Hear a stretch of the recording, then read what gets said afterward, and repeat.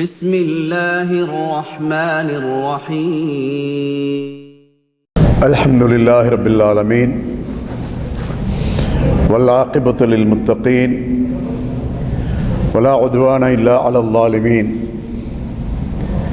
والصلاة والسلام على أشرف الأنبياء والمرسلين محمد صلى الله عليه وسلم وعلى آله وصحبه أجمعين أما بعد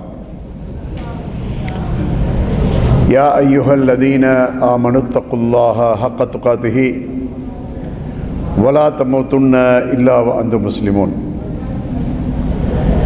يا أيها الناس اتقوا ربكم الذي خلقكم من نفس واحدة وخلق منها زوجها وبث منهما رجالا كثيرا ونساء واتقوا الله الذي تساءلون به والأرحام إن الله كان عليكم رقيبا يا أيها الذين آمنوا اتقوا الله وقولوا قولا سديدا يصلح لكم أعمالكم ويغفر لكم ذنوبكم ومن يطع الله ورسوله فقد فاز فوزا عظيما கண்ணியத்துக்குரிய எல்லாம் வல்ல அல்லாஹ்வின் நல்லடியார்களே, அன்புள்ள சகோதர சகோதரிகளே, அல்லாஹ்வுடைய மாபெரும் அருளால் நமது ஓய்வு நேரத்தை மார்க்கத்தை படிப்பதற்காக ஒதுக்கி இந்த இடத்திலே வந்திருக்கின்றோம். இது உண்மையிலே அல்லாஹ் புரிந்திருக்கின்ற மாபெரும் அருள். ரசூலுல்லாஹி ஸல்லல்லாஹு அலைஹி வஸல்லம் அவர்கள் சொல்கிறார்கள், மை யுரிதில்லாஹு பிஹி கைரன் யுஃபக்கிஹு ஃபித்தீனி. அல்லாஹ் யாருக்கு நலவை நாடுகிறானோ அவரை மார்க்கத்திலே தெளிவுள்ளவராக அல்லாஹ் ஆக்குகிறான் என்ற இந்த செய்தியை நபி ஸல்லல்லாஹு அலைஹி வஸல்லம் சொல்கிறார்கள். சஹீஹுல் புகாரி, சஹீஹ் முஸ்லிம் போன்ற கிரந்தங்களிலே இந்த செய்தி பதிவாகி இருக்கின்றது. மார்க்கத்தை பற்றிய கவலை, மார்க்கத்தை பின்பற்ற வேண்டும் என்ற ஆர்வம் யாருக்கெல்லாம் இருக்கின்றதோ அவர்களுக்கு அல்லாஹ் மிகப்பெரிய அருள் செய்திருக்கிறான் என்பதுதான் அதற்கான காரணம்.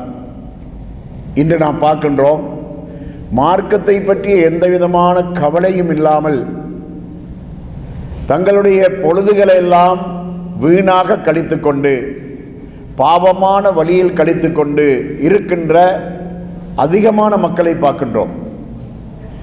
அவர்களிலிருந்து ஒரு குறிப்பிட்ட சாரார் மார்க்கத்தை படிக்க வேண்டும், விளங்க வேண்டும், அதன்படி வாழ வேண்டும் என்ற ஆர்வத்தோடு அவர்கள் தங்களுடைய நேரங்களை காலங்களை ஒதுக்குவார்களாயிருந்தால் அவர்கள் தங்களுடைய மன்னரை வாழ்க்கையிலும் அவர்களுக்கு ஒரு சிறப்பு இருக்கும், மறுமை வாழ்க்கையிலும் அவர்களுக்கு ஒரு சிறப்பு இருக்கும்.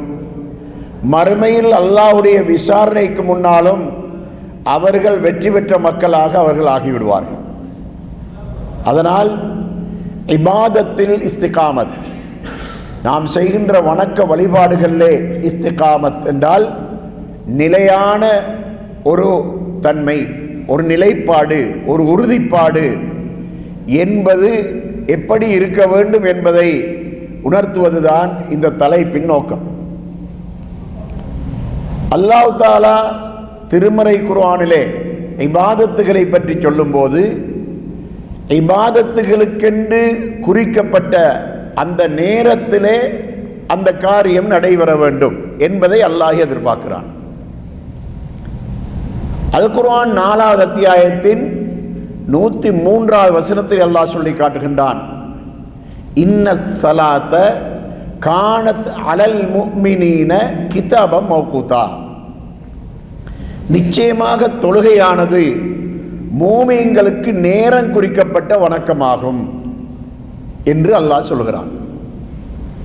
ஒரு நாளைக்கு 5 வேளை நாம் தொழ வேண்டும். அந்த 5 வேளை தொழுகைகளுக்கும் அல்லாஹ் 5 நேரத்தை குறிப்பிட்டிருக்கிறான். குறிப்பிட்டு விட்டு என்ன சொல்கிறான்? நீங்கள் உங்களுடைய தொழுகைகளை உங்களுக்கு நீங்கள் குறிக்கப்பட்ட நேரத்தில் தொழ வேண்டும் என்பதை அல்லாஹ் இந்த இடத்திலே எப்படி கட்டளையிடுகிறான்? இந்த ஐவேளை தொழுகையும் நேரம் குறிக்கப்பட்ட வணக்கம். அந்த ஒவ்வொரு வணக்கத்தையும் அந்தந்த நேரத்தில் அவர்கள் நிறைவேற்ற வேண்டும். ஃபைதா கதைத்துமுஸ் ஸலாத்த ஃபதுகுருல்லாஹ கியாமன் வ குஊதன் வ அலா ஜுனூபிக்கும் ஃபஇதத்மஅனந்தும் ஃபஅகீமுஸ் ஸலா இன்னஸ் ஸலாத்த கானத் அலல் முஃமினீன கிதாபன் மவ்கூதா. அந்த முழுமையான வசனம் இதுதான். நீங்கள் தொழுகைக்காக நின்றால் நீங்கள் அல்லாஹுவை நினைவு கூறுங்கள். நீங்கள் நின்றவர்களாகவும் அமர்ந்தவர்களாகவும் உங்களுடைய ஒரு பக்கம் சாய்ந்தவர்களாகவும் நீங்கள் இந்த தொழுகையை நிலைநாட்டுங்கள். இந்த வசனத்திலே அல்லாஹ் என்ன சொல்கிறான்? ஒரு மனிதன் தன்னுடைய உடல்நிலைக்கேற்ற அளவுக்கு தொழ வேண்டும். நின்று கொண்டு தொழ முடியுமானவன் நின்று கொண்டு தொழ வேண்டும். அதற்கு சக்தி இல்லாதவர்கள் அமர்ந்து தொழ வேண்டும். அதற்கும் சக்தி இல்லாதவர்கள் அவர்கள் படுத்தவர்களாகவும் சாய்ந்தவர்களாகவும் தொழ வேண்டும் என்று சொல்லிவிட்டு தான் அல்லாஹ் சொல்லுகிறான், நிச்சயமாக தொழுகையானது நேரம் குறிக்கப்பட்ட ஒரு வணக்கமாகும் என்று அல்லாஹ் சொல்லி காட்டுகின்றான். இதற்கு பொருத்தமாக நபி ஸல்லல்லாஹு அலைஹி வஸல்லம் சொல்லக்கூடிய ஒரு செய்தியை சஹீஹுல் புகாரி சஹீஹ் முஸ்லிமிலே நாம் காணக்கூடியதாக இருக்கின்றது.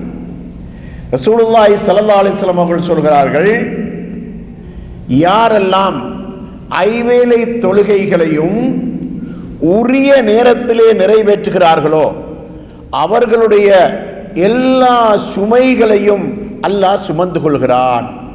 எல்லா கஷ்டங்களையும் எல்லா துன்பங்களையும் எல்லா சுமைகளையும் அல்லாஹ் சுமந்து கொள்கிறான். அதனுடைய மறுபகுதியை சொன்னார்கள், யாரெல்லாம் உரிய நேரத்திலே தொழுகையை நிலைநாட்டாமல் இருக்கிறார்களோ அலட்சியமாக இருக்கிறார்களோ அவர்களுடைய எந்த சுமையையும் அல்லாஹ் சுமந்து கொள்ள மாட்டான். உரிய நேரத்திலே தொழுகையை நிறைவேற்றுவதன் மூலமாக ஒரு மனிதனுடைய உள்ள பாங்கு எப்படி என்று சொன்னால், அவன் அந்த தொழுகையை அவன் எதிர்பார்த்தவனாக இருக்கிறான் என்று சொன்னால் அவன் அந்த தொழுகையுடைய சிந்தனையோடனே இருக்கின்றான். மற்றும் ஒரு ஹதீஸிலே நபி ஸல்லல்லாஹு அலைஹி வஸல்லம் சொல்கிறார்கள், ஒரு அடியான் ஒரு தொழுகையை தொழுதுவிட்டு அடுத்த தொழுகையை எதிர்பார்த்தவனாக இருப்பானாக இருந்தால் இடைப்பட்ட நேரத்திலே அவன் தொழுகையிலே ஈடுபட்டவனாகவே அல்லாஹ் அவனை கணிக்கிறான். உதாரணத்துக்கு மாரிபு தொழுவார்கள். மாரிபு தொழுதுவிட்டு அதே உதுவோடு இஷா வரைக்கும் எதிர்பார்ப்பார்கள். அதே உதுவோடு இஷாவையும் தொழுவார்கள். சில நேரத்திலே லுஹர் தொழுவார்கள். அந்த தொழுகைக்கு பின்னால் அசர் வரைக்கும் தொழுகை எதிர்பார்ப்பார்கள். இதனுடைய அர்த்தம் என்னவென்று சொன்னால், பள்ளிவாசலிலே அமர்ந்திருக்க வேண்டும் என்பது அல்ல. ஒருவர் மாரிபு தொழுது விட்டார், வீட்டுக்கு செல்கிறார், அவருடைய சிந்தனை எல்லாம் நேரத்தை பார்க்கிறார், அதான் கேட்கிறதா என்பதை அவதானிக்கிறார். அந்த உரிய நேரத்திலே மீண்டும் இஷாவுடைய தொழுகையை ஜமாத்தோடு தொழ வேண்டும் என்ற அந்த எண்ணத்தோடே இருக்கிறார் என்று சொன்னால் இத்தகையவரைத்தான் நபி ஸல்லல்லாஹு அலைஹி வஸல்லம் சொன்னார்கள், இடைப்பட்ட நேரத்திலே அவன் தொழுகையிலேயே ஈடுபட்டவனாக அல்லாஹ் அவனை கணிக்கிறான் என்பதாக நபி ஸல்லல்லாஹு அலைஹி வஸல்லம் சொன்னார்கள். அப்படியானால் நாம் காலையிலே ஃபஜ்ருடைய தொழுகை தொழுதிலிருந்து இஷாவுடைய தொழுகை வரைக்கும் உள்ள அத்தனை நேரத்தையும் நாம் ஒரு தொழுகை முடிந்தவுடனே அடுத்த தொழுகையை எதிர்பார்த்த சிந்தனையோடு இருக்க வேண்டும். ஒவ்வொரு தொழுகை முடிந்ததுடன் அடுத்தடுத்த தொழுகையை எதிர்பார்த்தவர்களாக நாம் இருக்க வேண்டும் என்பதையே இது குறிக்கக்கூடியதாக இருந்து கொண்டிருக்கின்றது. இப்படியான இந்த தொழுகையை அல்லாஹ் எப்படி எதிர்பார்க்கலாம் தெரியுமா? உள்ளச்சத்தோடு தொழ வேண்டும். உள்ளச்சத்தோடு தொழுகின்ற தொழுகையை பற்றி அல்லாஹு தஆலா சொல்லும் போது அல் குர்ஆன் 23வது அத்தியாயம் அல் முஃமினூன் என்ற அத்தியாயம், இந்த அத்தியாயத்தில் அல்லாஹு தஆலா கத் அஃப்லஹல் முஃமினூன், மூமின்கள் வெற்றி பெற்று விட்டார்கள். வெற்றி பெற்ற மூமின்கள் எத்தகையவர்கள்? அல்லதீன ஹும் ஃபீ ஸலாத்திஹிம் ஹாஷிஊன், அவர்கள் தங்களுடைய தொழுகையிலே உள்ளச்சமுடையவர்களாக இருக்கிறார்கள். வல்லதீனஹும் அனில் லஹ்வி முஅரிதூன். உள்ளச்சமுடையவர்களாக இருக்கின்ற அந்த தொழுகையாளிகள் எந்த அளவுக்கு என்று சொன்னால் வீண் பராக்குகளை புறக்கணிக்கின்றவர்களாக இருக்கிறார்கள். அந்த தொழுகைக்கு இடையூறாக என்னென்னவெல்லாம் இருக்கின்றனவோ அவைகளிலிருந்து முற்றாக அவர்கள் விலகி நடந்து கொள்கிறார்கள். இங்கு உள்ளச்சமுடைய தொழுகை என்பதற்கான அந்த விளக்கத்தை நாம் குர்ஆனுடைய விரிவுரைகளிலே பார்க்கின்ற போது ஐவேளை தொழுகையையும் ஜமாத்தோடு தொழுகின்ற தொழுகைக்குத்தான் உள்ளச்சமுடைய தொழுகை என்று இங்கே சொல்லப்படுகிறது. ஒவ்வொரு தொழுகையையும் ஜமாத்தோடு தொழ வேண்டும் என்பதையே அல்லாஹ்வுடைய தூதர் ஸல்லல்லாஹு அலைஹி வஸல்லம் அவர்கள் எதிர்பார்க்கிறார்கள். ஜமாத்தோடு தொழுகின்ற தொழுகையை பற்றி நபி ஸல்லல்லாஹு அலைஹி வஸல்லம் சொல்லும் போது ஒரு எச்சரிக்கையை சொல்கின்றார்கள். இஷாவுடைய தொழுகையும் ஃபஜ்ருடைய தொழுகையையும் ஜமாத்தோடு தொழுவது முனாபிக்குகளுக்கு கடினமானது, நயவஞ்சகர்களுக்கு கடினமானது. நயவஞ்சகர்களை அடையாளம் காணுவது என்று சொன்னால் இந்த இரண்டு தொழுகைகளிலும் அவர்கள் பங்கெடுக்க மாட்டார்கள். குறிப்பாக ஃபஜ்ருடைய தொழுகையில் பங்கெடுக்க மாட்டார்கள். அவர்கள் இரவையெல்லாம் வீணாக கழித்துவிட்டு ஃபஜ்ருடைய தொழுகையை ஜமாத்தோடு தொழுவதற்கு வராமல் உறங்குவார்கள். ரசூலுல்லாஹி ஸல்லல்லாஹு அலைஹி வஸல்லம் அவர்கள் இந்த ஜமாத்தாக தொழுகின்ற இந்த தொழுகையை பற்றி எந்த அளவுக்கு அவர்கள் வலியுறுத்தி இருக்கார்கள் என்று சொன்னால், ஒருவர் இஷாவுடைய தொழுகையை ஜமாத்தோடு தொழுவாராக இருந்தால் பாதி இரவு நின்று வணங்கிய நன்மையை அடைந்து கொள்கிறார். இரவின் சரி பாதியிலே நின்று வணங்கிய நன்மையை அடைந்து கொள்கிறார். ஃபஜ்ருடைய தொழுகையை ஜமாத்தோடு தொழுதால் இரவு முழுவதும் நின்று வணங்கிய நன்மை அடைகிறார்.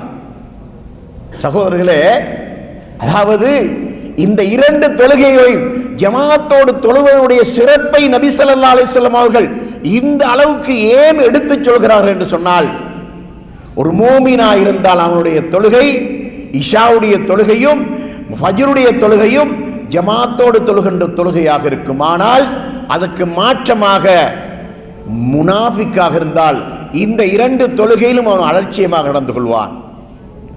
அல்லாஹ் தஆலா திருமறை குர்ஆன் 4வது அத்தியாயத்தின் 143வது வசனத்தை சொல்லி காட்டுகின்றான்.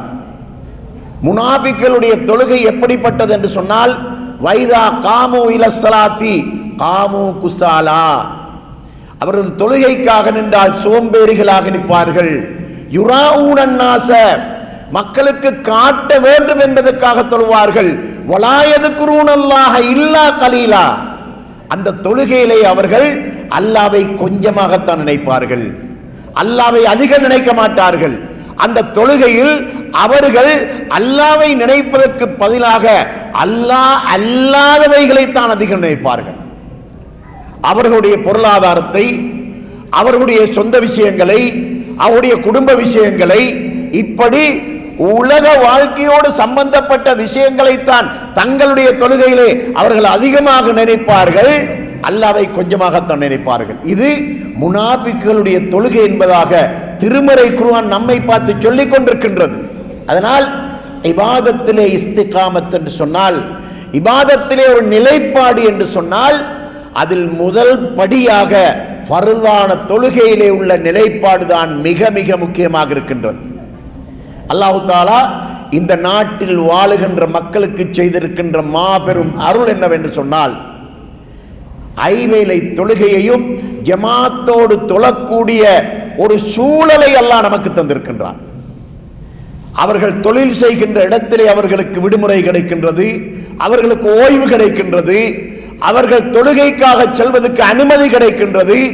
அப்படியான வாய்ப்புகள் இங்கே இருக்கின்ற நிலைமையிலும் கூட தொழுகையிலே அலட்சியமாக இருக்கின்றவர்களை இன்று நாம் பார்க்கின்றோம். கடந்த சில காலங்களுக்கு முன்னால் இந்த நாடு இருந்த நிலைமை என்னவென்று சொன்னால், தொழுகையுடைய நேரத்திலே எல்லா விதமான ஸ்தாபனங்களும் எல்லா விதமான வியாபாரங்களும் நிறுத்தப்பட வேண்டும், எல்லோரும் பள்ளிவாசலுக்கு செல்ல வேண்டும் என்ற ஒரு சட்டம் இருந்தது. ஆனால் அது நெகிழ்வுத்தன்மைக்கென்று ஆகியிருப்பது மிகவும் கவலைக்குரிய ஒன்றாகவும் இருந்து கொண்டிருக்கின்றது. அதை நாம் கடந்த காலத்தை நாம் நினைத்து பார்க்க வேண்டும். அந்த அளவுக்கு ஜமாத்துடைய தொழுகைக்கு முக்கியத்துவம் இந்த நாட்டிலே கொடுக்கப்பட்டிருந்தது. இப்பொழுதும் கூட ஜமாத்துடைய தொழுகைக்கு செல்வதற்கு பூரணமான அனுமதி இருக்கின்றது. தாராளமாக செல்ல முடியும். அந்த அளவுக்கு அனுமதி இருந்து கொண்டிருக்கின்றது. வெள்ளிக்கிழமை நாள் என்பது விடுமுறையுடைய தினமாகவே ஆக்கப்பட்டிருக்கின்றது. அல்லாஹ்வோ வெள்ளிக்கிழமை நாளை எப்படி சொல்கின்றான்? ஃபைதா குதியத்தி ஸலாத்து ஃபந்தஷிரு ஃபில் அர்தி வப்தகு மின் ஃபضலில்லாஹ்.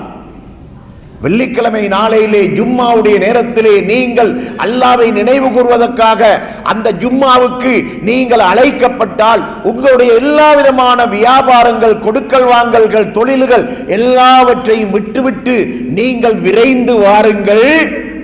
தொழுகை முடிந்து விட்டால் நீங்கள் பூமியிலே பறந்து சென்று உங்களுடைய பொருளாதாரத்தை தேடிக்கொள்ளுங்கள் என்று அல்லாஹ் சொல்கிறான்.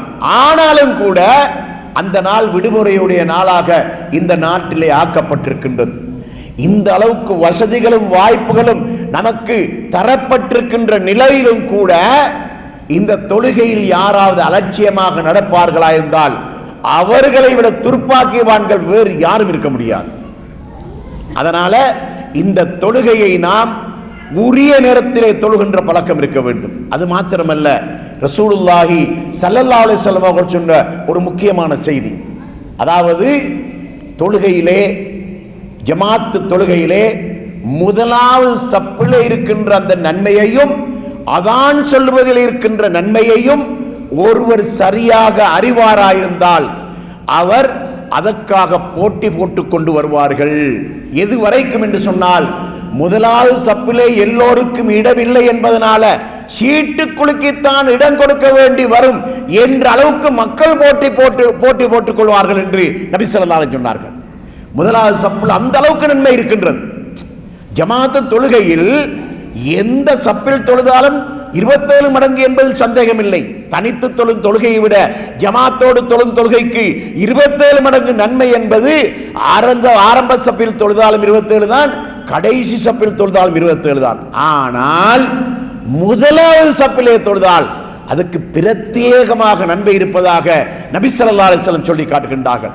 அந்த அளவுக்கு முக்கியத்துவமான ஒன்றாகத்தான் இந்த ஜமாத்து தொழுகை இருந்து கொண்டிருக்கின்றது. அதனால இந்த ஜமாத்துடைய தொழுகைக்காக நாம் போட்டி போடக்கூடியவர்களாக இருக்க வேண்டும். இரவு நேரத்திலே நபி ஸல்லல்லாஹு அலைஹி வஸல்லம் அவர்கள் நமக்கு ஒரு அழகான ஒரு டைம் டேபிள் போட்டு தந்திருக்கின்றார்கள். அழகான ஒரு நேர சூசி போட்டு தந்திருக்கின்றார்கள். அது எப்படி தெரியுமா? திருமீதியிலே ஒரு ஹதீஸ் நம்பர் இருக்கின்றது. நபி ஸல்லல்லாஹு அலைஹி வஸல்லம் அவர்களுடைய இரவு நேரத்தை பற்றி ஒரு நபித்தோழர் சொல்லி காட்டுகின்றார். மக்ரிபுடைய தொழுகைக்கும் இஷாவுடைய தொழுகைக்கும் இடையில் நபி ஸல்லல்லாஹு அலைஹி வஸல்லம் அவர்கள் ஒருபோதும் உறங்க மாட்டார்கள். இஷாவுடைய தொழுகைக்கு பின்னால் அவர்கள் விழித்துக் கொண்டிருக்க மாட்டார்கள் என்று அந்த நபித்தோழர் நமக்கு இந்த செய்தி அறிவிக்கின்றார். அப்படியானால் நமது இரவின் டைம் டேபிள் எப்படி இருக்க வேண்டும்? நாம் பகலிலே வேலை செய்து விட்டால் இரவிலே நமக்கு ஓய்வு இருக்கின்றது. இரவில் வேலை செய்கின்றவர்களை தவிர பகலில் வேலை செய்கின்றவர்கள் மக்ரிபுக்கு பின்னால் அவர்கள் ஓய்வாகி விடுவார்கள். அப்படி ஓய்வாகிவிட்டால் அவர்களுடைய டைம் டேபிள் எப்படி இருக்க வேண்டும்? இஷாவுடைய தொழுகைக்கு முன்னதாகவே இரவு உணவை சாப்பிட்டால் அது மிகச் சிறந்தது.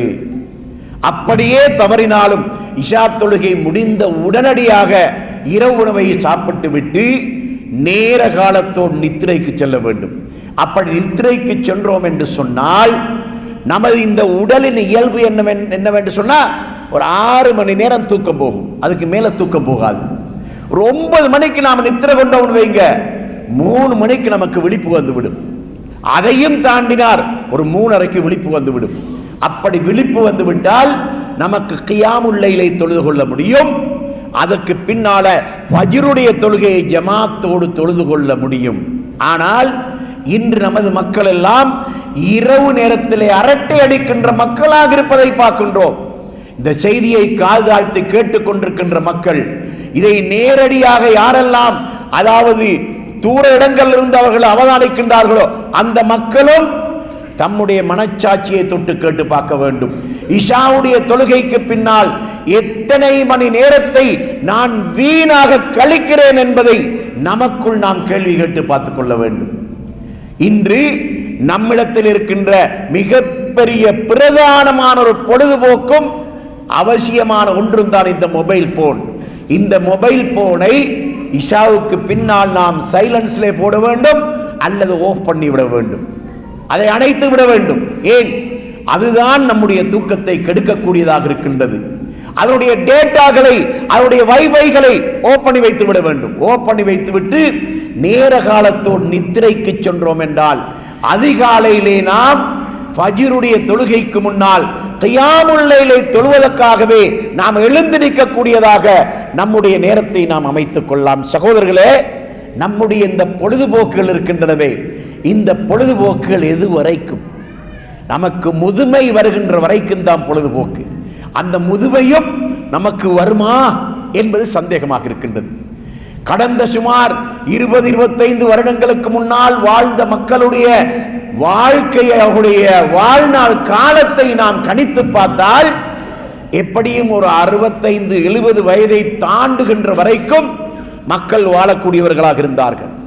ஆனால் நபி ஸல்லல்லாஹு அலைஹி வஸல்லம் அவர்கள் சொன்ன ஒரு செய்தி, அமாரு உம்மத்தி பைன 60 வ 70, எனது உம்மத்தின் ஆயுள் 60க்கும் 70க்கும் இடைப்பட்டதாகும் என்று நபி ஸல்லல்லாஹு அலைஹி சொன்னார்கள். அதனால அந்த 70 வரைக்கும் அந்த மக்கள் வாழ்ந்து கொண்டிருந்தார்கள். ஆனால் இன்று நாம் கேள்விப்படுகின்றோம் 45 வயதில் மௌத்து, 50 வயதில் மௌத்து, 55 வயதில் மௌத்து, 38 வயதில் மௌத்து.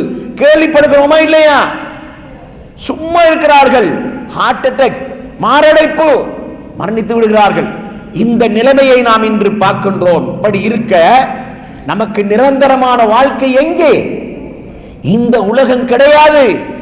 இந்த உலகம் நிரந்தரம் இல்லை என்பது முஸ்லிம்கள் மாத்திரமல்ல, மூமின்கள் மாத்திரமல்ல, ஒட்டுமொத்த மனித சமுதாயமை ஏற்றுக்கொண்ட ஏகமனதான ஒரு முடிவுதான் இந்த உலகம் நிரந்தரம் இல்லை. அல் குர்ஆன் 22வது அத்தியாயத்தின் 47வது வசனம் சொல்கின்றது, வ இன்ன யௌமன் இன்த ரப்பிக கஅல்ஃபி ஸனத்தின் மிம்மா தஅதுன். உங்களது கணிப்பின்படி உள்ள 1000 வருடங்கள் அல்லாஹ்விடத்தில் ஒரு நாளாகும். அல்லாஹ் ஒரு நாள் என்று சொல்லக்கூடிய காலத்தின் நீளம் நமது 1000 வருடம். 2024ஆம் வருடத்தில் இருக்கிறோமா? அல்லாஹ்வுடைய கணிப்பின்படி 2 நாட்கள் முடிந்து விட்டன, 3வது நாள் ஆரம்பித்திருக்கின்றது. இதுதான் அல்லாஹ்வுடைய கணிப்பு. அப்படியான கணிப்பின்படி அல்லாஹ் மறுமையிலே நமக்கு தருகின்ற காலம் அல்லாஹ்வுடைய கணிப்புடைய காலம்தான். சுவர்க்கம் சென்றால் ஹாலிதீன ஃபீஹா, நரகம் சென்றால் கடுகளவாவது ஈமான் இல்லாத நிலைமையிலே நரகம் சென்றால் ஹாலிதீன ஃபீஹா, நிரந்தரமாக இருப்பான். அவனுக்கு நிரந்தரம் நரகம். சுவர்க்கம் சென்றால் அவனுக்கு நிரந்தர சுவர்க்கம். அப்படியான அந்த சுவர்க்கத்தை அடைவதுதான் ஒரு மூமினுடைய குறிக்கோளாக இருக்க வேண்டும். ரசூலுல்லாஹி ஸல்லல்லாஹு அலைஹி வஸல்லம் அவர்கள் உஹது போரில் இருக்கிறார்கள்.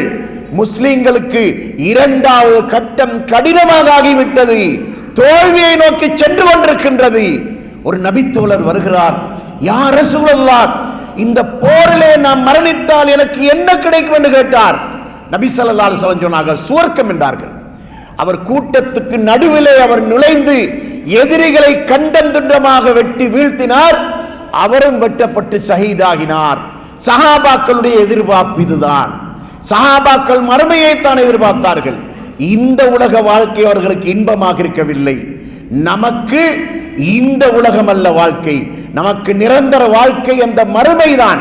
அந்த மறுமைக்காக நாம் உழைக்க வேண்டும்.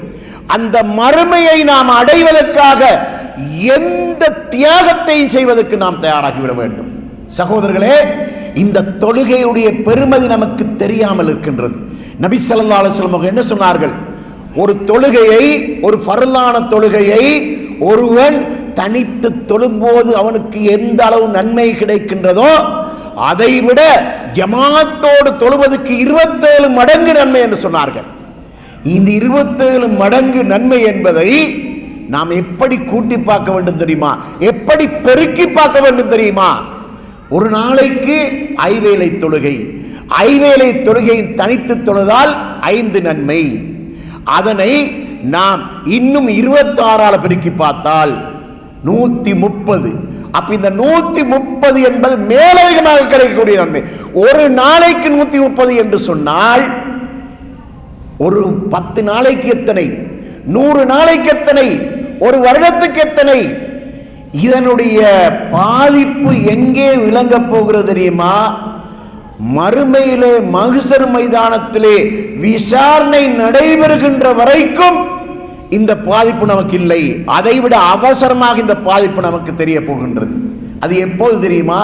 சக்கராத்துடைய நேரம். சக்கராத்துடைய நேரத்திலே இந்த உலகத்திலே இபாதத்துகளிலே அலட்சியமாக இருந்தவன், ஜமாத்து தொழுகையிலே அலட்சியமாக இருந்தவன், தங்களுடைய வாழ்நாளிலே செய்ய வேண்டிய கடமையான விஷயங்களே அலட்சியமாக இருந்த அந்த ஒவ்வொருவரும் சக்கராத்துடைய நேரத்தில் என்ன பாடுபட போகிறான் என்பதை அல்லாஹ் திருமறை குர்ஆன் 23வது அத்தியாயத்தின் 99வது 100வது வசனத்திலே அல்லாஹ் சொல்லி காட்டுகின்றான். இந்த நம்பரை நினைவில் வைத்துக் கொள்ளுங்கள். 23வது அத்தியாயத்தின் 99ஆம் 100ஆம் வசனத்திலே அல்லாஹ் சொல்லி காட்டுகின்றான். ஹத்தா இதா ஜா அஹதஹுல் மௌத்து, மரணம் வந்து விட்டதென்றால் இந்த உலகத்திலே இபாதத்துகளிலே வணக்க வழிபாடுகளிலே ஏனைய இஸ்லாமிய நடைமுறைகளிலே என்னென்ன மாதிரி அலட்சியமாக வாழ்ந்தானோ அப்படியான ஒருவனுக்கு சக்கராத்துடைய நேரம் வந்து விட்டு சொன்னால் அந்த நேரத்திலே அல்லாஹ்வுக்கும் அவனுக்கும் இடையிலே ஒரு நேரடியான உரையாடல் நடக்கின்றது. அந்த நேரத்திலே அவனுக்கும் அவனுடைய மனைவிக்கும் சம்பந்தமில்லை, அவனுக்கும் அவனுடைய பிள்ளைகளுக்கும் சம்பந்தமில்லை, அவனுக்கும் அவனுடைய நண்பர்களுக்கும் சம்பந்தமில்லை, இந்த உலகத்தில் யாரோடும் அவனுக்கு சம்பந்தமில்லை. அல்லாஹ்வோடு நேரடியாக கதைக்கிறான். ரப்பிர்ஜிஊன், அல்லாஹ்வே என்னை உடனே மூத்தாக்கி விடாதே, எனக்கு ஒரு அவகாசம் தந்து விடு. எதற்கு தெரியுமா? லஅல்லி அமலு சாலிஹன் ஃபீமா தரக்து, எனக்கு விடுபட்டு போன அமல்களை செய்வதற்கு ஒரு வாய்ப்பு தந்து விடு. எனக்கு விடுபட்டு போன என்னுடைய அமல்களை, குறைபாடுகளை நிவர்த்தி செய்வதற்கு ஒரு சந்தர்ப்பம் தந்துவிடு என்று அல்லாஹ்விடத்திலே கேட்கிறான். அல்லாஹ் என்ன சொல்கிறான்? 7வது அத்தியாயத்தின் 34வது வசனத்திலே சொல்கிறான், லிகுல்லி உம்மத்தின் அஜல் ஃபைதா ஜா அஜலஹும் ஃபலா யஸ்தகிருன ஸஅத்தம் வலா யஸ்தக்திமூன். ஒவ்வொருவருக்கும் மரணம் என்ற ஒரு தவணை இருக்கின்றது. இன்ன நாள், இன்ன நேரம், இன்ன மணி நேரம், இத்தனை நிமிடம் என்ற கணக்கு இருக்கின்றது. அந்த நேரம் வந்துவிட்டால் அவன் ஒரு நாளிகை நேரமேனும் முந்தவும் மாட்டான், பிந்தவும் மாட்டான் என்று அல்லாஹ் திட்டவட்டமாக சொல்லிவிட்டான். அப்படி சொன்ன காரணத்தினால இவன் அவனுக்குரிய நேரம் வந்து மரணத்தை தழுவுகின்ற நேரம் வந்திருக்கின்ற நேரத்தில் அல்லாஹ்வை பார்த்து கேட்கிறான், ரப்பிர்ஜிஊன், அல்லாஹ்வை உடனே மூத்தாக்கி விடாதே, எனக்கு அவகாசம் தந்து விடு என்று கேட்க அல்லாஹ் அவனுக்கு சொல்ல போகின்ற பதில், இதை போல எத்தனை கோடி பேர் அல்லாஹ்விடத்திலே கேட்டாலும் அவர்கள் ஒவ்வொருவருக்கும் அல்லாஹ் இந்த பதிலை தான் சொல்கிறான். எப்படி?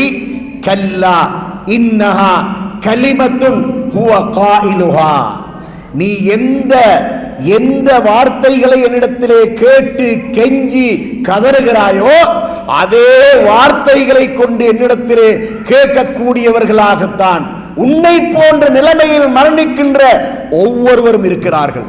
எந்த அவகாசமும் வழங்கப்பட மாட்டாது. வமின் வராயிஹிம் பர்ஸகுன் இலா யௌமி யுபாஸூன், மறுமையிலே நீ எழுப்பப்படுகின்ற வரைக்கும் பர்ஸக் என்ற கபருடைய ஒரு வாழ்க்கை உனக்கு இருக்கின்றது என்று அல்லாஹ் அவனுக்கு பதில் சொல்ல போவதாக திருமறை குர்ஆன் நமக்கு சொல்லிக் கொண்டிருக்கின்றது, பதில் சொல்லிக் கொண்டிருக்கிறான். இதுவரைக்கும் இந்த திருமறை வசனம் அருளப்பட்டதற்கு பின்னால் இந்த 1400 வருடங்களுக்கு மேற்பட்ட காலத்திலே யார் யாரெல்லாம் வாழ்ந்து மரணித்தார்களோ அவர்களில் யாரெல்லாம் தங்களுடைய இபாதத்துகளை அலட்சியமாக இருந்து அவர்கள் சக்கராத்தை சந்தித்தார்களோ அவர்கள் ஒவ்வொருவருக்கும் அல்லாஹ் இந்த பதிலை சொல்லி இருக்கிறான். இப்பொழுதும் சொல்லிக் கொண்டிருக்கின்றான், இனிமேலும் சொல்ல போகின்றான். சகோதரர்களே, இந்த பாரதூரம் நமக்கு தெரியாது. ஏன்? குர்ஆனுக்கு நமக்கு தொடர்பு கிடையாது, குர்ஆனை வாசிப்பது கிடையாது, குர்ஆனில் என்ன அடங்கி இருக்கின்றது என்பதை தெரிந்து கொள்ள வேண்டும் என்ற முயற்சியும் கிடையாது. அப்படி இருந்திருந்தால், இந்த வசனத்தை வாசித்திருந்தால், நான் உங்களுக்கு சொல்லுவதற்கு முன்னதாகவே நீங்களே முடிவெடுத்துக் கொள்வீர்கள், ஆஹா, சக்கராத்துடைய நேரத்தில் அல்லாஹ்விடத்தில் போய் நாம எந்த கேள்வி கேட்டாலும் அல்லாஹ் ஏற்றுக்கொள்ள மாட்டான் என்பதை நீங்களே திருமறை குர்ஆனை சுயமாக வாசித்திருந்தால் இதை விளங்கி இருப்பீர்கள். இந்த வசனத்திலே அல்லாஹ் சொல்கிறான், வமின் வராஇஹிம் பர்ஸகுன் இலா யௌமி யுபஅஸூன், மறுமை நாளில் எழுப்பப்படுகின்ற வரைக்கும் உனக்கு கபருடைய வாழ்க்கை இருக்கின்றது, அதை நீ சந்தித்துக் கொள் என்று அல்லாஹ் சொல்வதாக இந்த வசனத்திலே அல்லாஹ் சொல்லி காட்டுகின்றான். மீண்டும் இந்த வசனத்தை நினைவூட்டுகின்றேன். 23வது அத்தியாயத்தின் 99வது 100வது வசனம். இந்த வசனங்களை நீங்கள் மனதில் நிறுத்திக் கொள்ளுங்கள். அதனால கடைசி இன்னைக்கு என்ன சொல்லுவாங்க, கடந்த காலத்தில் எல்லாம் நாம் எல்லாம் சிறு பிள்ளைகளாக இருக்கின்ற காலத்தில் எல்லாம் காது கொடுத்து கேட்ட புளித்து போன ஒரு செய்தி என்ன தெரியுமா? வாலிபர்கள் சொல்லுவார்கள், என்ன நாம இளமையாக இருக்கிறோம், வயதானதுக்கு பின்னால இபாதத்து செய்வோம், இப்பொழுது உலகத்தை அனுபவிப்போம் என்று சொல்லிக் கொண்டிருந்தார்கள். அப்படியான அந்த காலத்தில் என்றால் வாலிபர்களுக்கு கொஞ்சம் வாழ்றது காலம் இருந்தது. ஆனால் இப்பொழுது அப்படி அல்ல. இதோ நாம் இலங்கையைச் சேர்ந்த ஒரு சகோதரன், அதாவது மாவனல்லை பகுதியைச் சேர்ந்த ஒரு சகோதரன் 30 வயதாகுவதற்கிடையிலே இந்த சவுதியிலே மரணித்து அவர் அடக்கம் செய்யப்பட்டிருக்கிறார். அவர் மரணிப்பார் என்ற எண்ணத்தோடு இங்கே தொழிலுக்கு வந்தாரா? இல்லை. இப்படியான சிறு வயதுடைய மௌத்துகளை எல்லாம் இந்த காலத்திலே நாம் அதிகமாக கண்டு கொண்டிருக்கின்றோம். அப்படியான நிலைமையை நாம் காணுகின்றோம். அதனால நாம் விழிப்படைய வேண்டியவர்களாக இருக்கின்றோம். சகோதரர்களே, காலையும் மாலையும் இரவும் பகலும் எல்லா பொழுதிலும் நாம் அல்லாஹ்வை அதிகம் நெருங்கியவர்களாக இருக்க வேண்டுமாயிருந்தால் தொழுகையிலே நாம் அல்லாஹ்வுக்கு மிக நெருக்கமானவர்களாக இருக்க வேண்டும். ரசூலுல்லாஹி ஸல்லல்லாஹு அலைஹி வஸல்லம் அவர்கள் இந்த ஃபர்தான தொழுகையை அந்த அளவுக்கு நமக்கு கட்டாயப்படுத்தி இருக்கின்றார்கள். நாம் ஒரு உறுதியான முடிவெடுத்துக் கொள்ள வேண்டும். இனிமேல் என்னுடைய வாழ்நாளில் எந்த ஒரு ஜமாத்து தொழுகையையும் நான் விடமாட்டேன். தவிர்க்க முடியாத ஒரு காரணத்தை தவிர வேறு எந்த ஒரு காரணத்துக்காகவும் நான் ஜமாத்து தொழுகையை நான் ஒருபோதும் விடமாட்டேன் என்ற முடிவை எடுத்துக்கொள்ள வேண்டும். ஏனென்றா நமக்கு நன்மைக்கு தட்டுப்பாடு வருகின்ற அந்த மறுமையிலே மீசானிலே நம்முடைய நன்மை தீமைகள் நிறுக்கப்படுகின்ற நேரத்திலே தான் நமக்கு கவலை வரும். ஆகா, ஐவேளை தொழுகையையும் ஜமாத்தோடு என்னுடைய வாழ்நாள் முழுவதும் நான் தொழுதிருந்தால் 27 மடங்கு என்ற அந்த நன்மை எனக்கு எழுதப்பட்டிருந்தால் இன்று இந்த மீசானிலே என்னுடைய நன்மை நிறுக்கப்படும் போது எனக்கு நன்மை தட்டுப்பாடு வந்திருக்க மாட்டாதே. பாவங்கள் அதிகமாகி நன்மைகள் குறைவாக இன்று இருந்திருக்க மாட்டாதே என்ற கவலை அந்த நேரத்தில் வரும். அந்த நேரத்தில் வரும்போது அந்த கவலையை பற்றி அல்லாஹ் என்ன சொல்கிறான்? யௌமைதி யததக்கருல் இன்சானு வஅன்னா லஹு திக்ரா. அந்த நேரத்திலே மனிதன் சிந்திக்கிறான், கவலைப்படுகிறான். உலகத்தில் நான் இப்படி எல்லாம் இருந்திருக்க வேண்டும் அல்லவா என்று சிந்திக்கிறான். ஃபஅன்னா லஹு திக்ரா. அவனுடைய அந்த சிந்தனையால அவனுக்கு என்னதான் கிடைக்க போகிறது என்று அல்லாஹ் நம்மை பார்த்து சொல்லுகின்றான். அதனால நாம் காலங்களை நேரங்களை பிற்படுத்திவிடக் கூடாது. மறுமை என்பது நமக்கு எந்த அளவுக்கு என்று சொன்னால், கணவன் மனைவியை விட்டு ஓடுவான், மனைவி கணவனை விட்டு ஓடுவாள், பெற்றோர்கள் பிள்ளைகளை விட்டு ஓடுவார்கள், பிள்ளைகள் பெற்றோர்களை விட்டு ஓடுவார்கள், சகோதரன் சகோதரை விட்டு ஓடுவான். அப்படியான நாள் தான் அந்த மறுமை நாள். யௌம யஃபிருல் மர்உ மின் அஹீஹி வ உம்மிஹி வ அபீஹி வ ஸாஹிபத்திஹி வ பனீஹி லிகுல்லி இம்ரிஇம் மின்ஹும் யௌமஇதின் ஷஅனு யுக்னி. அந்த நாளையிலே மனிதன் தன்னுடைய சகோதரனை விட்டு ஓடுவான், தன்னுடைய பிள்ளைகளை விட்டு ஓடுவான், தன்னுடைய மனைவியை விட்டு ஓடுவான், எல்லோரை விட்டு ஓடுவான். யாரும் எவரிடத்திலும் எந்த உதவியும் கேட்க முடியாத ஒரு நாளாகத்தான் அந்த நாள் இருக்கும். அவர்கள் ஒவ்வொருவரும் தங்களிடத்து உதவி கேட்கின்றவர்களுக்கு சொல்லும் பதில் என்ன தெரியுமா? என்னுடைய காரியத்தை நான் முடிக்க வேண்டியிருக்கின்றது, என்னுடைய விசாரணை இன்னும் தொடங்கவில்லை, ஆரம்பிக்கவில்லை, என்னுடைய விசாரணை ஆரம்பித்து அது முடிகின்ற வரைக்கும் நான் யாருக்கும் எந்த உதவியும் செய்ய முடியாது என்று சொல்லக்கூடிய நாள் தான் அந்த மஹ்ஷர் மைதானம் என்பதாக அல்லாஹ் திருமறை குர்ஆனிலே அபஸ வதவல்லா என்ற சூராவிலே நமக்கு சொல்லி காட்டுகின்றான். சகோதரர்களே, அதனால இந்த ஃபர்லான தொழுகை இருக்கின்றது, இந்த தொழுகை நேரம் குறிக்கப்பட்ட தொழுகை. இந்த நேரம் குறிக்கப்பட்ட தொழுகையை நாம் எப்படி எதிர்பார்க்க வேண்டும் தெரியுமா? அதான் கேட்கின்ற வரைக்கும் எதிர்பார்த்திருக்க கூடாது. அதான் கேட்பதற்கு முன்னதாகவே நாம் அந்த தொழுகைக்கு நாம் பள்ளிவாசலை நோக்கி நாம் வேகமாக செல்ல வேண்டும். அதை நான் உங்களுக்கு இன்னும் ஒரு வகையிலே சொல்வதானால், சஹாபாக்களுடைய காலம், ரசூலுல்லாஹி ஸல்லல்லாஹு அலைஹி வஸல்லம் காலம் இருக்கின்றது. அவர்கள் வானத்தை பார்த்துத்தான் நேரத்தை கண்டுபிடிப்பார்கள், காலை மாலையை பார்த்துத்தான் நேரத்தை கண்டுபிடிப்பார்கள். ஆனால் இன்று நம்முடைய கையிலே மொபைல், நம்முடைய கையிலே நேரம், நம்முடைய மொபைலிலே நேரம், நம்முடைய வீட்டு சுவரிலே நேரம், வீட்டிலே நமக்கு 5 அறைகளும் 2 ஹோல்களும் இருக்குமாயிருந்தால் ஒவ்வொரு ஹோலுக்கும் ஒவ்வொரு அறைக்கும் ஒவ்வொரு கடிகாரம் என்ற அளவுக்கு, ஃபேன் சுத்துகிறதா ஃபேனிலே கடிகாரம் என்ற அளவுக்கு நமக்கு நேரம் காட்டக்கூடியவைகள் இருந்து கொண்டிருக்கின்றன. ஆனால் அன்று சஹாபாக்களோ நேரம் காட்டக்கூடிய எதுவும் இல்லாத காலத்திலே அதானுடைய நேரத்துக்கு முன்னதாகவே பள்ளிவாசலுக்கு போய்விடுவார்கள். ஆனால் இன்று நமக்கு நேரம் காட்டக்கூடிய கடிகாரங்கள் மெலிந்து இருக்கின்ற இந்த காலகட்டத்திலே நமக்கு அந்த தொழுகையை பற்றி, அந்த ஜமாத் தொழுகையை பற்றி எந்த கவலையும் கிடையாது. அதனால் சகோதரர்களே, அதாவது 11:50 11:45 தான் லோஹருடைய நேரம் என்று சொன்னால், நாம் 11:30 பள்ளிவாசலை நோக்கி வீட்டிலிருந்து புறப்பட்டு செல்லக்கூடியவர்களாக நாம் ஆகிவிட வேண்டும். அப்படி சென்றோம் என்று சொன்னால் நமக்கு அதான் சொல்லும் போது பள்ளிவாசல்லே போய் தங்கிவிடலாம். அதில் ஒரு முக்கியமான செய்தியை நான் சொல்லுகிறேன். ரசூலுல்லாஹி ஸல்லல்லாஹு அலைஹி வஸல்லம் அவர்கள் சொன்னார்கள், மறுமை நாளில் அல்லாஹு தஆலா ஒரு அடியானை விசாரித்து அவனுக்கு கொடுக்க வேண்டிய எல்லா நன்மைகளையும் கொடுத்து அவனுக்கு சுவர்க்க பாக்கியம் எல்லாவற்றையும் கொடுத்து விட்டு கடைசியாக அல்லாஹ் ஒரு கிஃப்ட் கொடுப்பான், ஒரு வெகுமதி கொடுப்பான். அது என்ன வெகுமதி தெரியுமா? ஐங்கால ஃபர்தான தொழுகைக்கு முன்னால பின்னால் உள்ள சுன்னத்தான தொழுகைகளை தொழுவதற்காக ஒரு அழகான மாளிகையை கொடுப்பான். சுவர்க்கத்தில் கொடுக்க வேண்டிய எல்லாவற்றையும் கொடுத்து முடித்து எல்லா தீர்ப்பும் முடிந்ததுக்கு பின்னால அல்லாஹ் கொடுக்கின்ற ஒரு கிஃப்ட், அல்லாஹ் கொடுக்கின்ற ஒரு வெகுமதி என்ன? ஒரு அழகான மாளிகை. இருக்கு சுன்னத்தான தொழுகைக்கு. இப்பொழுது நம்மிடத்திலே நம்முடைய மனச்சாட்சியத்தை கேட்டு பார்ப்போம். இந்த சுன்னத்தான தொழுகை நம்மிடத்திலே நடைமுறையில் இருக்கின்றதா? நபி ஸல்லல்லாஹு அலைஹி வஸல்லம் அவர்கள் சுன்னத்தான தொழுகையை 2 வகையாக சொன்னார்கள். வலியுறுத்தப்பட்ட சுன்னா, வலியுறுத்தப்படாத சுன்னா என்று சொல்லி 2ஆக வகுத்தார்கள். வலியுறுத்தப்பட்ட சுன்னா சுபஹுக்கு முன்னால 2 ரக்காத், லோருக்கு முன்னால 4, லோருக்கு பின்னால 2, மக்ரிபுக்கு பின்னால 2, இஷாவுக்கு பின்னால 2, 12 ரக்காத். அதை 10ஆகவும் சொல்லி இருக்கிறார்கள். சுபஹுக்கு முன்னால 2, லுஹருக்கு முன்னால 2 4, லுஹருக்கு பின்னால 2 6, மக்ரிபுக்கு பின்னால 2 8, இஷாவுக்கு பின்னால 2 10. இப்படி சொல்லி இருக்கிறார்கள். இது வலியுறுத்தப்பட்டது. வலியுறுத்தப்படாத என்னவென்று சொன்னால், லுஹருக்கு முன்னால 2ஓடு சேர்த்து இன்னும் 2 4, லுஹருக்கு பின்னால 2ஓடு சேர்த்து இன்னும் மேலதிகமாக 2 4, அசருக்கு முன்னால 4, மக்ரிபுக்கு முன்னால 2, அசருக்கு முன்னால் உள்ள 4 ரக்காத்து சுன்னத்தை பற்றி நபி ஸல்லல்லாஹு அலைஹி வஸல்லம் சொல்லும்போது சொன்னார்கள், ரஹிமல்லாஹு உம்ரான் ஸல்லா கப்லல் அஸ்ரி அர்பஅன்.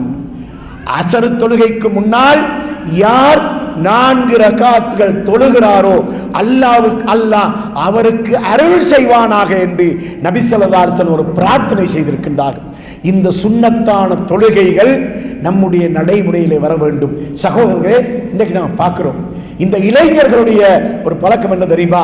இன்றைக்கு மெச்சப்படி, இன்றைக்கு எப்படி ஸ்கோர், இன்றைக்கு எந்த டீம் வென்றது, இதை பேசிக்கொள்கிறார்கள். நீ நேற்று எத்தனை ஹதீஸ் பாடமாக்கினாய், எத்தனை துஆ பாடமாக்கினாய், நீ நேற்று முழு நாளும் ஐவேளை தொழுகை ஜமாத்துக்கு போனாயா, ஃபஜ்ருடைய தொழுகை ஜமாத்தோடு தொழுதாயா, இஷாவுடைய தொழுகை ஜமாத்தோடு தொழுதா? இந்த கேள்வியை யாராவது கேட்கிறார்களா? இல்ல. ஆனா இந்த கிரிக்கெட்டை பத்தி அந்த அளவுக்கு அல்லது ஃபுட்பால்ல யாருக்கெல்லாம் ஆர்வம் இருக்கின்றோ அவர்கள் அதை பற்றி எல்லாம் பேசுகின்றார்கள். இந்த அளவுக்கு ஆர்வமாக பேசுகிறார்களே, இப்படியான இவர்கள் தங்களுடைய இபாதத்துகளை பற்றி பேசுகிறார்களா? ஃபர்தான தொழுகை தொழுது முடிந்த உடனே, அதாவது இலங்கை இந்தியா போன்ற நாடுகளில் கூட்டு துஆ ஒன்று இருக்கின்றது, அது மார்க்கத்தில் இல்லை என்று சொன்னதற்கு பின்னால இன்று அந்த கூட்டு துஆ என்பது இல்லை என்பதனால சலாம் கொடுத்த உடனே எழும்பி ஓடுகின்ற ஓட்டத்தை நாம் பார்க்கின்றோம். கூட்டு துஆ தான் இல்லை. ஆனா அல்லாஹும் அந்த சலாம் அமிங்க சலாம் இருக்குது. சுப்ஹானல்லாஹ், அல்ஹம்துலில்லாஹ், அல்லாஹ் அக்பர் 33 இருக்கிறது. ஆயத்துல் குர்சி இருக்கின்றது. குல் ஹுவல்லாஹ், குல் அவுது பின்னாஸ், இதெல்லாம் ஓத வேண்டும், அது இருக்கிறது. அதெல்லாம் நபி ஸல்லல்லாஹு அலைஹி வஸல்லம் அவர்கள் விசேஷமாக கற்றுத்தந்த துஆக்கள் இருக்கின்றன. அந்த துஆக்கள் இருக்கின்றன. அதனால சலாம் கொடுத்த உடனே எழும்பி ஓட்டம் எடுங்கள் என்று நபி அவர்கள் நமக்கு சொல்லவில்லை. ஒரு நாள் அப்துல்லா பின் மஸ்ஊத் ரலியல்லாஹு அன்ஹு அவர்களுடைய கையை நபி அவர்கள் பிடித்தார்கள். தொழுகைக்கு பின்னால கையை பிடிச்சு சொன்னார்கள், உமக்கு நான் ஒரு துஆவை கற்றுத் தருகிறேன், இதை நீ ஒவ்வொரு தொழுகைக்கும் பின்னால் தவறாமல் ஓதி வா என்று சொல்லிவிட்டு நபி அவர்கள் கற்றுக் கொடுத்தார்கள். அல்லாஹும்ம அஇன்னி அலா திக்ரிக வ ஷுக்ரிக வ ஹுஸ்னி இபாதத்திக. அல்லாஹ்வே, உன்னை நினைவுபடுத்தவும், உனக்கு நன்றி செலுத்தவும், அழகான முறையில் உனக்கு இபாதத்து செய்யவும் எனக்கு உதவி செய்வாயாக என்ற இந்த துஆவை நபி ஸல்லல்லாஹு அலைஹி வஸல்லம் கற்றுக் கொடுத்தார்கள். சஹாபாக்கள் ஆர்வமாக இருந்தார்கள். ஒரு நாள் நபி ஸல்லல்லாஹு அலைஹி வஸல்லம் அவர்கள் பரா இப்னு ஆஸிப் ரலியல்லாஹு அன்ஹு அவர்களை பார்த்து நபி ஸல்லல்லாஹு அலைஹி வஸல்லம் அவர்கள் சொன்னார்கள், அதாவது உமக்கு நான் ஒரு துஆவை கற்றுத் தருகிறேன், இந்த துஆவை நீ இரவு நித்திரைக்கு செல்லும் போது ஓதுவீராக. உது செய்து கொண்டு நீ நித்திரைக்கு சென்று வழக்கமாக ஓதக்கூடிய எல்லாவற்றையும் ஓதிவிட்டு இறுதியாக இந்த துஆவை ஓதுவாயாக. இந்த துஆவை ஓதி முடித்ததற்கு பின்னால் அந்த இரவிலே விடுவதற்கிடையிலே நீ மரணித்தால் நீ தூய்மையான இஸ்லாத்தில் மரணிக்கின்றாய், நீ தூக்கத்தை விட்டு எழுந்தால் ஒரு நல்ல மனிதனாக எழுந்திருக்கிறாய் என்று சொல்லிவிட்டு இந்த துஆவை கற்றுக் கொடுத்தார்கள். உதுவுடைய, அதாவது சஹீஹுல் புகாரியிலே உதுவுடைய பாடத்திலே வருகின்ற கடைசி ஹதீஸிலே இந்த துஆ வருகின்றது. அல்லாஹும்ம அஸ்லம்து நஃப்ஸி இலைக்க வஃபபத்து அம்ரி இலைக்க வஅஜ்ஜது ظஹரீக இலைக்க ரக்பதன் வரஹபதன் இலைக்க லா மல்ஜா வலா மன்ஜா மின்க இல்லா இலைக்க அல்லாஹும்ம ஆமன்து பிகிதாபிக அல்லதி அன்ஸல்த வ பிநபியிக அல்லதி அர்ஸல்த. இந்த துஆவை அன்று கற்றுக் கொடுத்தார்கள். அந்த கற்றுக் கொடுத்த நபி அவர்களும் அரபியாகவும் கற்றுக்கொண்ட சஹாபியும் அரபியாகவும் இருந்ததனால அவருக்கு அதனுடைய மொழிபெயர்ப்பு விளங்கியது. ஆனால் நான் தான் மொழிபெயர்ப்பை தெரிந்து கொள்ள வேண்டும். அல்லாஹ்வே, என்னை நான் உனக்கு முற்றிலும் நான் கட்டுப்பட செய்து விட்டேன், உனக்கு நான் முழுமையாக கட்டுப்பட்டு விட்டேன், என்னுடைய எல்லா பொறுப்புகளையும் நான் உன்னிடத்தில் சுமத்தி விட்டேன், என்னுடைய விலாப்புறத்தை நான் உன்பக்கமாக சாய்க்கின்றேன், நான் ஆசை கொள்வதும் நான் அச்சம் கொள்வதும் உன்னிடத்தில் தான். நீ அருளிய வேதமாகிய அல் குர்ஆனை நான் நம்பிவிட்டேன், நீ அனுப்பிய நபியையும் நான் விசுவாசம் கொண்டு விட்டேன் என்பதுதான் இந்த துஆவுடைய அர்த்தம். ஒரு மனிதனுடைய இரவு நித்திரைக்கு செல்லும்போது இறுதியாக அவன் மொழிகின்ற ஒரு வாசகமாக இந்த நம்பிக்கைக்குரிய வாசகத்தை நபி ஸல்லல்லாஹு அலைஹி வஸல்லம் அவர்கள் நமக்கு கற்றுத் தந்திருக்கின்றார்கள். நம்மில் எத்தனை பேருக்கு இந்த துஆ பாடம்? இந்த துஆவை எத்தனை பேர் பாடமாக்கி இருக்கின்றோம்? இப்படி பயான்களில் சொல்லப்படுகிறது, ஆர்வத்தோடு கேட்டுவிட்டு செல்கின்றார்கள், ஆனால் பாடமாக்குகிறார்கள் இல்லை. ஆயிஷா நாயகி அறிவிக்கக்கூடிய ஒரு ஹதீஸ் சஹீஹுல் புகாரியில் இடம்பெற்றிருக்கின்றது. நபி ஸல்லல்லாஹு அலைஹி வஸல்லம் அவர்கள் அத்தஹியாத்திலே இன்னக ஹமீதும் மஜீத் என்பதற்கு பின்னால தவறாமல் 4 வகையான ஃபித்னாக்களை விட்டு அல்லாஹ்விடத்திலே பாதுகாவல் தேடுகின்றவர்களாக இருந்தார்கள். அல்லாஹும்ம இன்னி அஊது பிக்க மின் அஸாபில் கப்ர் வ அஊது பிக்க மின் அஸாபின் நார் வ அஊது பிக்க மின் ஃபித்னத்தில் மஹ்யா வல் மாத் வ அஊது பிக்க மின் ஃபித்னத்தில் மஸீஹ் தஜ்ஜால். இந்த 4 ஃபித்னா, அல்லாஹ்வே, உன்னிடத்தில் கபர் வேதனை விட்டும் பாதுகாவல் தேடுகிறேன், உன்னிடத்தில் நரக வேதனை விட்டும் பாதுகாவல் தேடுகிறேன். இந்த உலக வாழ்க்கையின் போது ஏற்படுகின்ற சோதனைகளும் மரணத்தின் போது ஏற்படுகின்ற சோதனைகளை விட்டும் உன்னிடத்தில் பாதுகாவல் தேடுகின்றேன். தஜ்ஜாலுடைய வருகையின் போது ஏற்படுகின்ற சோதனைகளை விட்டும் உன்னிடத்தில் பாதுகாவல் தேடுகிறேன். இந்த துஆ நம்மில் எத்தனை பேருக்கு பாடம்? இன்னக ஹமீதும் மஜீத் என்பதற்கு பின்னால எந்த துஆவும் அதிகமானவர்களுக்கு பாடமில்லை. கவலைக்குரிய விடயம் என்ன தெரியுமா? நாம் சில இமாம்களையும் பார்க்கிறோம், இன்னக்க ஹமீதும் மஜீதை கூட ஓதி முடிப்பதற்கு இடையிலே சலாம் கொடுத்து விடுகின்றார்கள். அந்த அளவுக்கு இந்த இபாதத்திலே அலட்சிய போக்கு இருப்பதை நாம் பார்க்கின்றோம். அல்லாஹ்வுடைய தூதர் ஸல்லல்லாஹு அலைஹி வஸல்லம் அவர்கள் நம்முடைய உள்ளங்களை பக்குவப்படுத்தக்கூடிய திக்ருகளை, துஆக்களை, தஸ்பீஹ்களை, தஸ்கீர்களை நமக்கு கற்றுத் தந்திருக்கின்றார்கள். அவைகளெல்லாம் நாம் பாடமிட்டு நம்முடைய உள்ளங்களை பக்குவப்படுத்திக் கொள்ள வேண்டும் என்பதை நான் உங்களுக்கு சொல்கிறேன். அல்லாஹ்வுடைய நல்லடியார்களே, அன்புள்ள தோழர்களே, சொல்லப்பட வேண்டிய இன்னும் பல செய்திகள் இருக்கின்றன. நேரம் போதாது என்பதனால அதை நான் சுருக்கி முடித்துக் கொள்ள விரும்புகின்றேன். இதுவரைக்கும் நான் பேசிய என்னுடைய உரையின் சுருக்கத்தை உங்களுக்கு நான் சொல்லி காட்டிவிட்டு முடிக்கின்றேன். அதாவது நாம் நம்முடைய இபாதத்துகளிலே நிலைப்பாடாக இருக்க வேண்டும், உறுதியாக இருக்க வேண்டும், தளம்பல் இல்லாமல் இருக்க வேண்டும். அப்படி இருக்க வேண்டும் என்றால் அதற்கான முதல் கடமை ஐவேளை தொழுகைகளையும் உரிய நேரத்தில் தொழ வேண்டும், ஜமாத்தோடு தொழ வேண்டும், பள்ளிவாசலுக்கு சென்று தொழ வேண்டும். குறிப்பாக இஷாவுடைய தொழுகையையும் ஃபஜ்ருடைய தொழுகையையும் தவறாமல் ஜமாத்தோடு தொழ வேண்டும். ஃபர்தான தொழுகைகளுக்கு முன்னால பின்னால் உள்ள சுன்னத்தான தொழுகைகளை தவறாமல் தொழுது வர வேண்டும். அத்தோடு என்னென்ன திக்ர்கள், துஆக்கள் எல்லாம் நபி அவர்கள் நமக்கு கற்றுத் தந்தார்களோ அவைகளை பாடமிட்டுக் கொள்ள வேண்டும். ஒரு தொழுகை எடுத்துக்கொண்டால் ஒரு தொழுகையிலே எதையெல்லாம் நாம் ஒரு முறை ஓதுகிறோமோ அதே விஷயங்களைத்தான் நாம் மௌத்தாகின்ற வரைக்கும் ஓதுகிறோம் என்று சொன்னால், ஒரு நாளைக்கு ஒன்றை பாடமாக்கினாலும் கூட ஒரு மாதம் அல்லது 2 மாதம் ஆகுவதற்கிடையிலே தொழுகையோடு சம்பந்தப்பட்ட அத்தனையையும் முழுமையாக அர்த்தத்தோடு, மீனிங்கோடு, பொருளோடு பாடமிட்டுக் கொள்ள முடியும். அந்த முயற்சி நம்மில் எத்தனை பேரிடத்தில் இதுவரைக்கும் இருந்தது?